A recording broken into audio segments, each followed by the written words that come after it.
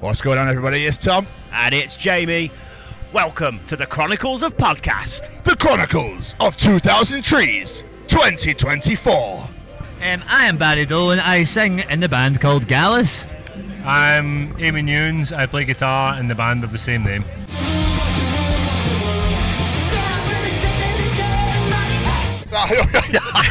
Best intro I think we've ever had. Perfect. How was your personal Thursday treating you guys? Personal Thursday? Yeah. It was a personal Your Thursday. personal, as in your personal Thursday? Oh, right. Oh, yeah. Personal Thursday was that a thing? Is it No, a no, trend?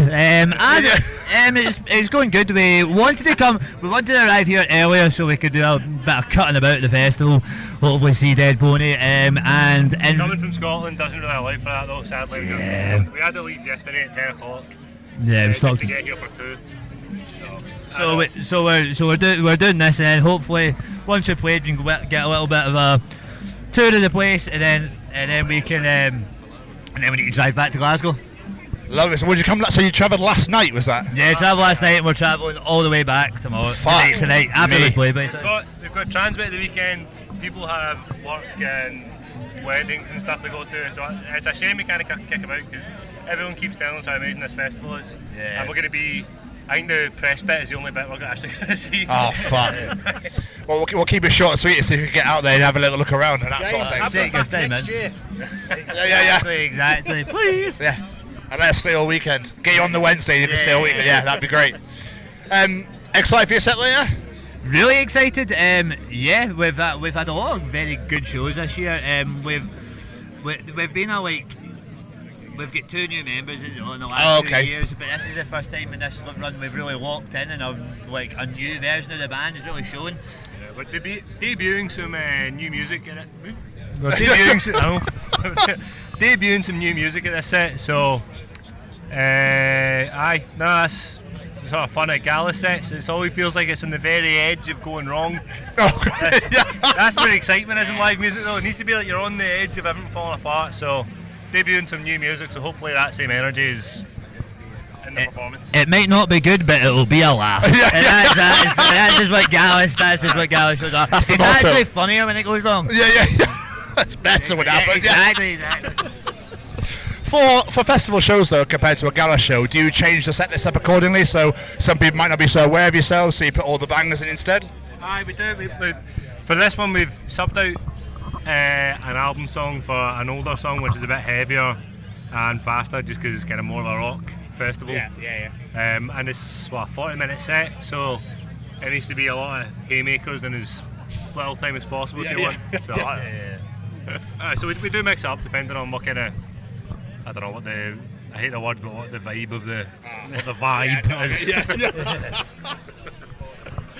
So, us as a podcast, we are ambassadors for the Sophie Lancaster Foundation. Are you aware of Sophie and her story? We are not. Please tell us though.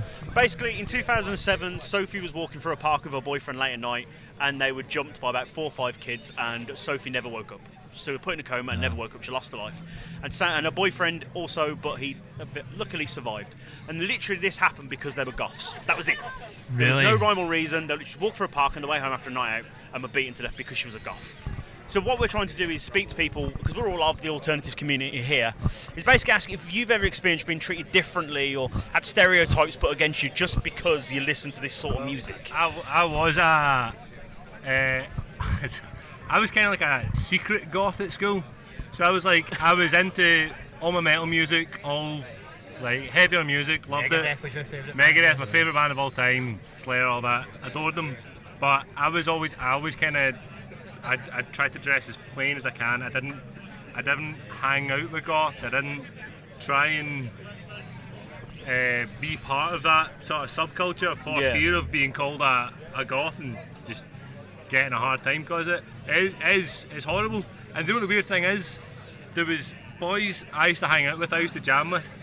A guy who was an incredible drummer, who was same favourite band to me. They'd hang out in the music rooms and play Pantera and stuff. Oh, yeah. He was like quite a popular kid, and we've done that for a couple of years, and he kept it secret that we did that. And after we got to a certain age, like 15, 16, he just kind of like pretended that he was never really into that. There is a mad stigma around just sort of belonging to a subculture like that. It's really sad because it stops people like that guy could have stayed as a musician, and you know, really good people could have felt more comfortable. And in the worst case scenario is people lose their lives over it. It's really horrible that there's that kind of mistreatment of people who just want to dress how they are, be who they are. Yeah, it's really sad. Yeah, horrible. I was actually on the other side of it. I was, admittedly, I don't know if I can swear in this podcast. I was the absolute arsehole as a child. Like in primary school and high school, and it took my cousin was like a very visible goth. Like, had really long hair. Went into school with like nail polish and like long trench coats. And we went to a different school, but I was probably like of the sort of group of kids that would be making fun of that and stuff. And then my cousin, like, at his other school, got like beat up at school every day because of it. And that was my experience as a child, to step away and go, what the fuck? I love my cousin, like he doesn't deserve that just from the way he dresses.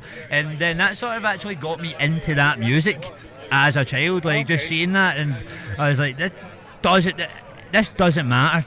Like, it doesn't matter what this, and it is, again, as you were saying, it's horrible that it can get to the very worst. There is a broader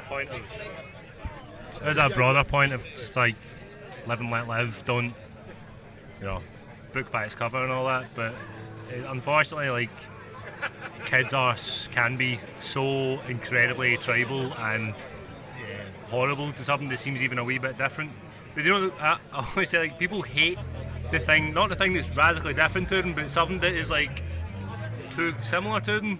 So like, people might look at like goth or alternative kids and be like, I fucking hate them, whatever, and like, want to give them a hard time. But what they're basically seeing is a bunch of young people dressing the same way and having a similar taste in music, which is what the universal experience is of being a teenager. It's not that they're different, it's just like they're just a wee bit different, but But do you think that now, like bringing it to the now modern age, it's got better, a bit easier for these alternative kids that are growing up today, or do you reckon it's still like a big problem? I genuinely think it's weirdly cooler to be into like heavy metal music.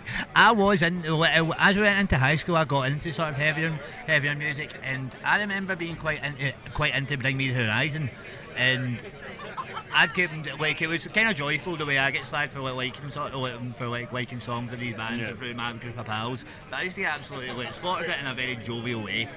And then these people that slag me off in school are going to see them in these arenas and stuff like that. You know what I mean? Years later, like, it's metal. Like, something I noticed. Something I noticed was that see everything that you got slagged for. Like I said, I was like a secret goth, but I still like wore Vans or whatever. I was just like pretty, subtle about it. Something I noticed was that everything that I got slagged for in first and second year, everyone was doing it by fifth year. Do you remember those like slip-on Vans got super popular, and then everyone started doing it? And I feel like that's kind of, that's probably going to be like an eternal cycle. Do you know what I mean? They're slagging you for it in first year, they're all going to be doing it in fifth year, and you'll be like that, or sixth form, whatever it is you call it, and you'll be like that when you're older. It's like, I fucking started this trend. So, yeah. Or you'll be like, you've just got into that. Oh, it's so old now. It's not cool anymore. They go to the Trailblazers. It's like you're seeing people in the new metal jeans and all that, like sort of like really baggy jeans coming into style and stuff like that, getting Vans, like band t-shirts and stuff, like be a part of this like sort of influencer trend nearly. These are the Trailblazers of everything. Absolutely, completely.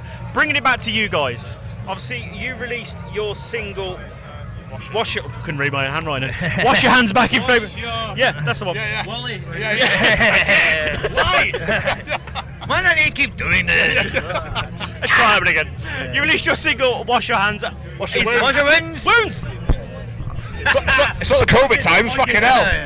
You should brand new single, Wash Your Wounds, in February. How was the? I know it's obviously been well received. It gets very well received live, which is great. And we had the amazing Tina Sandwich jump on the track, who was going to take the world by storm, surpass us by tenfold in the future. A very good talent, and really happy with the song, really happy with how folk dig it live. We're quite excited to get it out as well, because we wrote it just before our album came out, and then I feel like we sort of tapped into a new kind of sound we want to do, And then the album came out, and we were like, I want to release a song right now. And then we were like to our label, can we release this? And they were like, absolutely not. Your album came out 2 months ago. Why would you do that? So a lot of bands get asked, "Oh, what's your best stuff?" You go, no, they normally go, "Oh, it's what we just released." You're like, "Wait a little bit, and you'll hear it." Pretty much, yeah. Aye. So it was fun. We were very excited to bring it out in February. We released it at the start of a Scottish tour. Went down really good, and there's going to be a lot more stuff in that vein soon. So. Perfect. Well, we're looking forward to it, guys. Thank you so much for taking the time to join us. Absolute pleasure. All right, thank you, mate. Thanks, mate. Cheers, mate. Thank you. Enjoy the rest of your weekend. You too, man. Thank you.